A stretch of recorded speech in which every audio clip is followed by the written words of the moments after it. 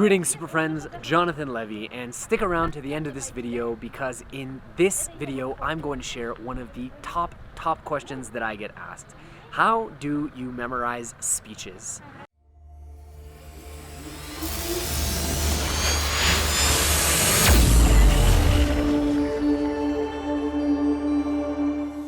If you've ever had to memorize a speech or a public talk, you know that the anxiety can be tremendous. How are you going to remember absolutely everything that you need to remember without forgetting in the moment of stress? Well, for this, we have a very powerful technique, and if you've been a fan of the YouTube channel for a while, you're not going to be surprised. It's the memory palace technique, the 2,500-year-old technique that's been used by everyone from the ancient Greeks all the way up to modern memory sport competitors. Now, the memory palace technique, for those of you who aren't familiar, is a technique that we use to place visual symbols throughout different imagined or real locations which remind us of specific points. You can have very specific visual mnemonics for each one of your points or even for every single sentence.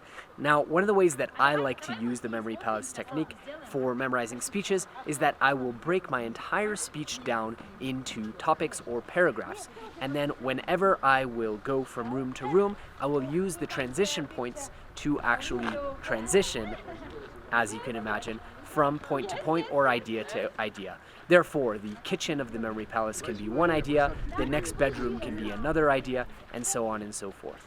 Now, if you watch my TED Talk, you will see that I did this in a very literal way. I had one idea for the living room, one idea for the kitchen, and I transition between those different rooms as I transition. Then you can even see I posted the markers and the ideas and an actual map, though you don't actually need to create a map, you can do it all in your head. So as you're going through your speech, what I recommend that you do is actually either in your head or in reality, take the points of your speech and walk all the way through your memory palace, again, literally or imaginarily, and create individual markers on different anchor points. Once you finish a different paragraph, you can move in to another location, such as the next bedroom or the hallway, and go throughout your palace in a journey.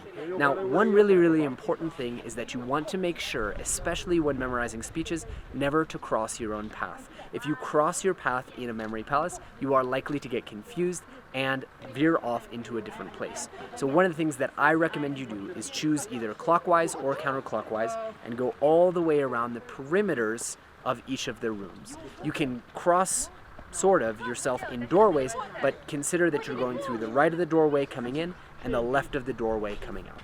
By avoiding ever crossing your own path, even if it means having to walk through walls, you ensure that you don't get messed up in that moment of stress during your big speech.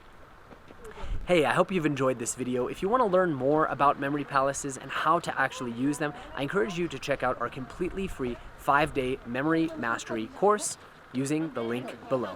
I'll see you in there.